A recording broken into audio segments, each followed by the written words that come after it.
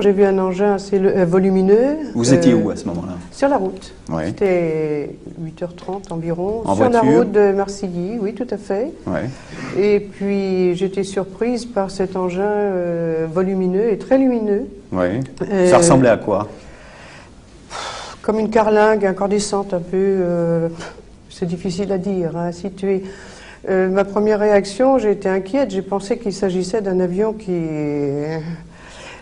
était en train de se scratcher. Exactement, exactement. Alors j'ai mis mes distances, je l'avais à l'œil, disons, cet appareil. Ce qui m'a surpris, c'est qu'il circulait, il volait, enfin on ne sait pas comment s'exprimer, il volait très lentement. Et tout à coup, il s'est mis à accélérer son rythme et il est parti en angle de 90 degrés. Et c'est assez surprenant parce que nos appareils, enfin connus, moi je ne suis qu'un particulier, sur un axe d'effectuer un angle droit de 90 degrés, c'est assez surprenant. Et à quoi on pense à ce moment-là? On a peur, on se dit j'ai un peu trop bu ce soir, il faut que je me calme. Non, ce n'était pas le cas. Non. Moi, j'ai pensé, comme je suis de l'époque des inventions, j'ai vu arriver des tas d'inventions dans ce siècle.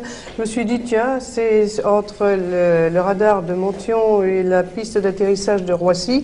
Ouais. Donc, ça ne peut être qu'une affaire militaire ou alors c'est encore un truc nouveau. Et alors, quand vous avez vu la trace après le lendemain aux informations à la télé? Là, j'ai réagi. Lorsque j'ai vu la trace dans le champ de Marcilly, ma première réaction a été de dire, tiens, c'est mon appareil qui s'est scratché.